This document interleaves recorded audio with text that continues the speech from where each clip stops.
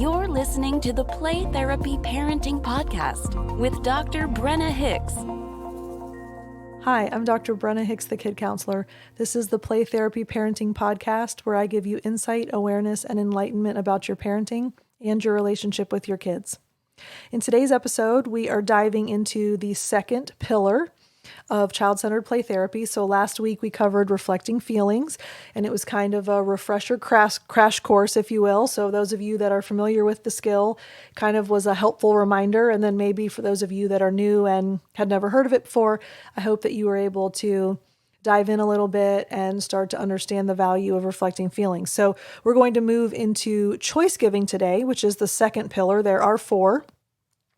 And you'll notice that all of these pillars have an outcome. So when you reflect feelings, like we talked about last week, you get an emotional vocabulary development, you get a better sense of communication of emotions from children, they build an emotional IQ and vocabulary, and they feel more understood and heard and validated. So those are outcomes from the reflecting feelings skill. Now we're going to talk through the choice giving skill, which the outcome there is child feels ownership over outcomes, child gets to practice decision making, and child usually reduces their power struggles because they've been given a measure of control in other areas of their life. So we're going to talk through those 3 components and kind of make sense of the choice giving process. The path to calm, confident, and in control parenting starts now.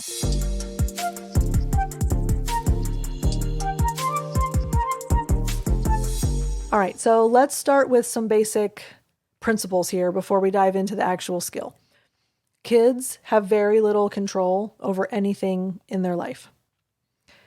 So when you have a child that is always at the mercy of someone or a circumstance, they are told what, where, how, when, why, and really don't have a lot of autonomy, really don't have much power or control at all. So understandably, since we are all wired the same, even in childhood, we don't like to feel like we have no control. So children will grasp at any measure of power and control that they can take. They begin to fight for power and control when they have felt powerless and out of control. So if we understand that, that gives us a why behind a lot of the power struggles that we experience with our children, right? And once we understand they just feel powerless, they just feel like they don't have any control, then the logical conclusion would be, I need to find ways to make them feel that they have some measure of power and control in their life. Well, choice giving is your answer. So if you provide children with opportunities to make choices consistently and frequently, it will naturally reduce the power struggles. Because here's what happens. Kids will fight for it when they feel like they need it. But once they realize that they're given a measure of power consistently, they find a balance. In other words, I really don't like it when I don't have any power, but I am given power quite frequently, so it's okay to not have it in this moment because I get it other times.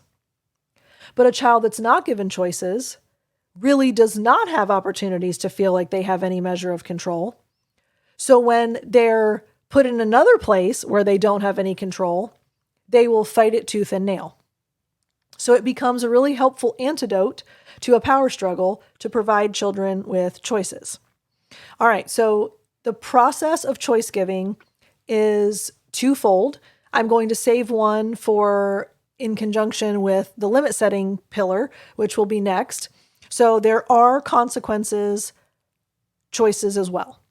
So sometimes you provide choices as part of a consequence related to a limit that has been set. But we're going to hold off on that category of choice giving until we learn more about the limit setting skill. So for true choice giving, they are empowerment choices. And you are going to provide choices just for the sake of empowering your child. And I will give you lots of examples in a moment. But the goal is the child has the opportunity to have a measure of control over whatever the circumstance may be. So they are empowerment choices for the sake of returning some control and power to your child. Now, this is where I usually get, oh my gosh, Brenna, what are you talking about? Looks or commentary, okay? So no, the answer to all of your unspoken questions, or maybe the ones that you're screaming at the speaker right now, I know that happens. I'm very well aware that sometimes you all do not like the things that I say to you, and you let me know it loudly. So that's okay. That's why I like the podcast thing, because, you can talk to me, I talk to you. It's how it goes. But it's not to be misinterpreted or misconstrued that your child just gets to be in control of everything. Oh, I'm just going to give my choices all day long, and they're never going to be told no, and they're never going to have any, thing that they don't like. They're always going to be able to make a choice. They're always going to have what they want. No, no, no, no. None of those are true. I know that's where everyone's brain goes when you say you're going to empower them, you're going to give them choices, they're going to have a say in the matter. Here's the beauty of the child-centered choice-giving model. You establish the parameters and the boundaries within which the child can make the choice. So they actually don't really have much power at all. They don't get their way. They don't get whatever they want. They only get to choose from the choices that you provide them, which arguably you're going to be okay with either of the options because you're setting the parameters. And I'll help you see what that looks like in a moment. But I want to make this clear before we even dive into examples, because the resistance that a lot of parents will raise regarding choice giving is, my kid is not going to be that kid that just always gets his way and always gets to have a say in everything and, can never be told no. That's not what choice giving is. Choice giving is empowerment for the sake of helping the child have a measure of control. But you are ultimately setting the parameters and the boundaries, so therefore you are ultimately in control. You don't want the child to feel that way. That's not communicated or expressed in any way, but that is the truth. So you establish the parameters, and they have to be mutually agreeable.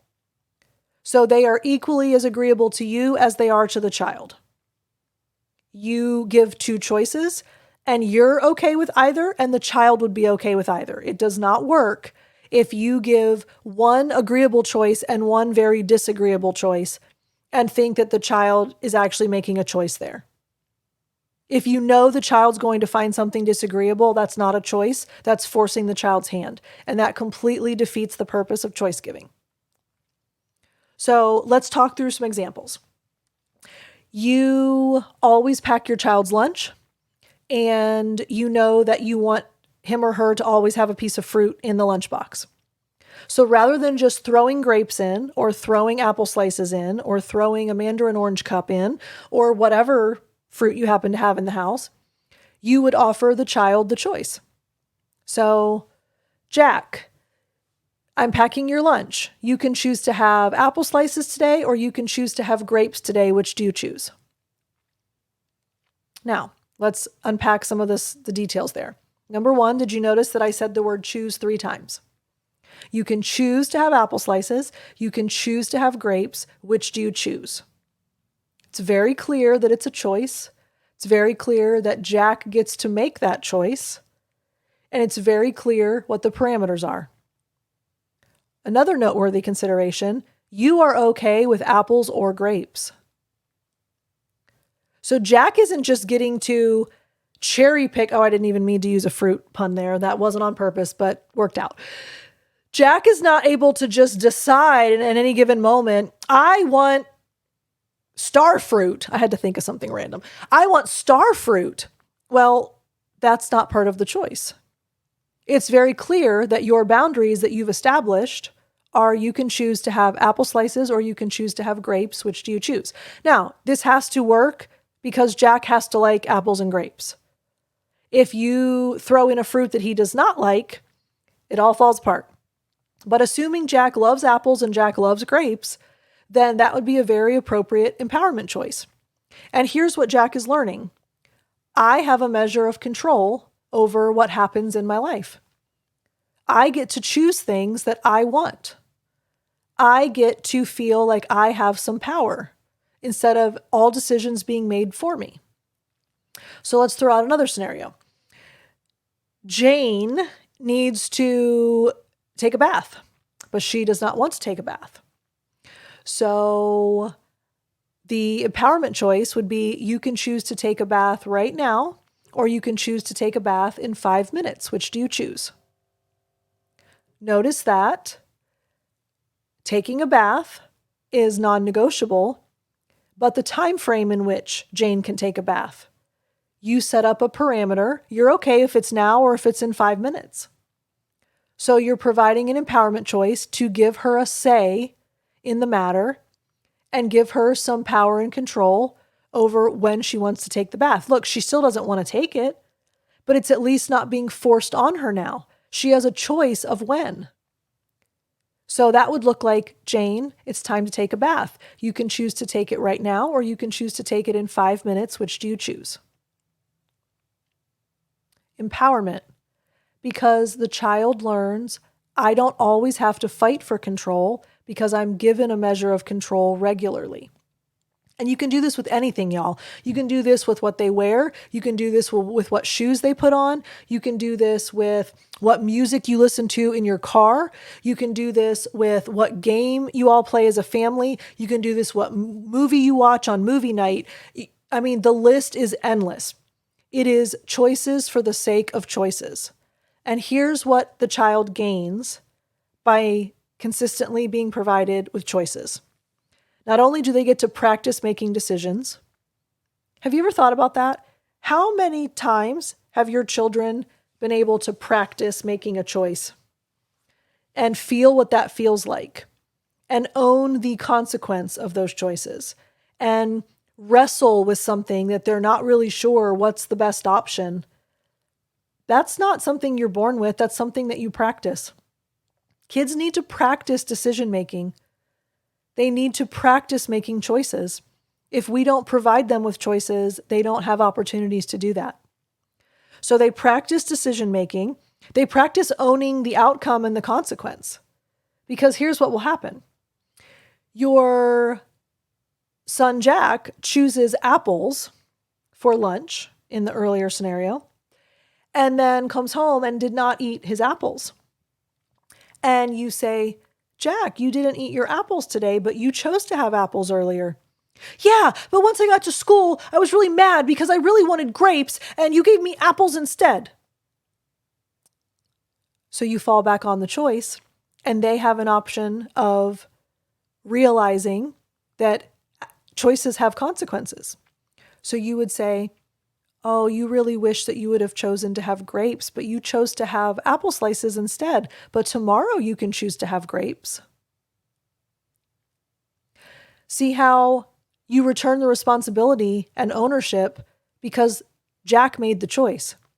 Had you thrown apple slices in the lunchbox that morning, and he comes home and is mad as a hornet that he wanted grapes and you gave him apples, that's a very different conversation. But when Jack chose the apple slices, you don't even have to get flustered. You can just say, oh, you're really disappointed that you chose to have apples when what you really wanted was grapes, but you can choose to have grapes tomorrow. Because it was a choice that Jack made. There's ownership of outcome. There's ownership of consequence. There's responsibility that is required when you make a choice. Because the outcome is tied to the choice that's made in that moment. So even when you don't like the outcome, it's still on you because it was your choice. That's a very important actions have consequences lesson. And they always get an opportunity to choose again. So they will constantly be given choices, and they get to practice, and they get to learn what that feels like. They get to learn what consequences feel like, whether they like them or whether they don't. So the whole thing is returning some power, returning some control within the parameters and boundaries that you set. Mutually agreeable choices. You're okay with either. Child is okay with either. And it is for the sake of helping them realize they don't always have to fight for power from you and always have a power struggle going on, because they're given control many times throughout the day. That is a huge shift in the power dynamic when a child starts to feel that they're given choices pretty regularly. So I hope you find that helpful. That is a magical skill, and it definitely helps a lot when you start to implement choices and see the impact that it has. It's very, very important. So I hope that as we move through these 4 pillars, it encourages you. My challenge for you this week is, as many times as possible, offer your children choices just for the sake of giving them the opportunity to make one. And over time, that builds so much in the way of their skills.